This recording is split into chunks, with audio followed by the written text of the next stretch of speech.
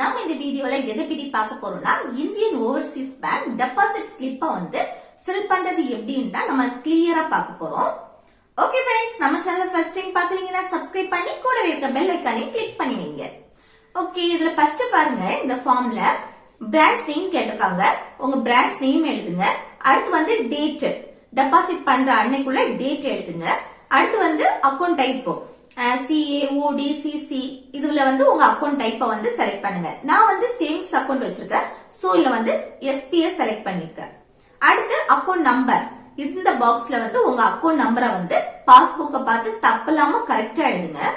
அடுத்து பாருங்க, கணக்கு வைத்திருப்பவரின் பெயர், அந்த அக்கௌண்ட் ஹோல்டரோட நேம் எழுதணும்.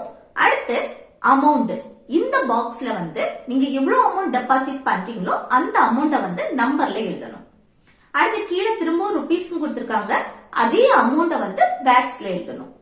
அடுத்து கீழே இந்த காலம் வந்து செக் மூலமா டெபாசிட் பண்ணா மட்டும் ஃபில் பண்ணா போதும், இல்லைன்னா வேண்டாம். அடுத்து நேரா இந்த சைடு பாருங்க, நம்ம இப்ப இந்த சைடு என்னெல்லாம் ஃபில் பண்ணோமோ அதே தான் இங்கேயும் ஃபில் பண்ண வேண்டியது இருக்கும். இதுல வந்து ஃபர்ஸ்ட் பிரான்ச் நேம் எழுதுங்க, அடுத்து டேட் எழுதுங்க, அதுக்கப்புறம் அக்கௌண்ட் டைப் CAODCCSP அதை வந்து நீங்க செலக்ட் செய்யுங்க. அடுத்து பாருங்க, அக்கௌண்ட் நம்பர் கேட்டிருக்காங்க, இந்த பாக்ஸ்ல அக்கௌண்ட் நம்பரை எழுதுங்க. அடுத்து கணக்கு வைத்திருப்பவரின் பெயர், இல்ல உங்க நேம் எழுதுங்க. அடுத்து மொபைல் நம்பர் கேட்டிருக்காங்க, இது வந்து கண்டிப்பா எழுதணும்னு இல்ல, ஆப்ஷனல் தான், உங்க விருப்பம், சரியா? அடுத்து ருபீஸ், இதுல வந்து அந்த அமௌண்ட் நீங்க எவ்வளவு டெபாசிட் பண்றீங்களோ அந்த அமௌண்ட வந்து பேக்ஸ்ல எழுதுங்க. அடுத்து அதுக்கு கீழே ஒரு குட்டி பாக்ஸ் கொடுத்திருக்காங்களா, அதே அமௌண்ட வந்து நம்பர்ல எழுதுங்க. அடுத்து திரும்ப இந்த காலம் வந்து செக் மூலமா டெபாசிட் பண்ணா மட்டும் ஃபில் பண்ண போதும், இல்லைன்னா வேண்டாம். அடுத்து கீழே இதுல பாருங்க, இதுல உங்க சைனை போட்டுக்கோங்க. அடுத்து நேர இந்த காலம் பாருங்க, இதுல வந்து மேல பேன் நம்பர் கேட்டிருக்காங்க.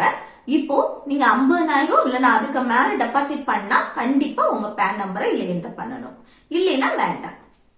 அடுத்து கீழே வந்து இப்போ நீங்க வந்து ரூபாய் வச்சிருப்பீங்கல்ல, அல்ல 500 ரூபாய் எவ்வளவு ரூபாய் வச்சிருக்கீங்க, அடுத்து 200 ரூபாய் எவ்வளவு நோட் வச்சிருக்கீங்க, அப்படி அதை வந்து கவுண்ட் பண்ணி எழுதணும். நான் வந்து 500 ரூபாயில 4 நோட் வச்சிருக்கேன், சோ பக்கத்துல 4ன்னு எழுதியிருக்கேன். அப்ப 500 × 4 ரெண்டையும் இண்டு பண்ணி இங்க இந்த சைடு எழுதணும். அப்ப 2000ன்னு எழுதியிருக்கேன்.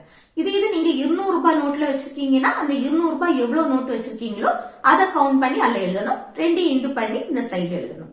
நான் வந்து 100 ரூபாய் நோட்ல 10 நோட் வச்சிருக்கேன், சோ 100 × 10 அதை கவுண்ட் இண்டு பண்ணி நான் வந்து இல்ல 1000ன்னு எழுதியிருக்கேன். அடுத்து டோட்டலா எவ்வளவு, 3000 ரூபாய் கீழே டோட்டல்ல எழுதினா போதும். ஓகே ஓகே ஃப்ரெண்ட்ஸ், இந்த வீடியோ உங்களுக்கு யூஸ்ஃபுல்லா இருக்குன்னு நினைக்கிறேன். யூஸ்ஃபுல்லா இருந்துச்சுன்னா இந்த வீடியோக்கு லைக் பண்ணுங்க, உங்க ஃப்ரெண்ட்ஸ்க்கு ஷேர் பண்ணுங்க.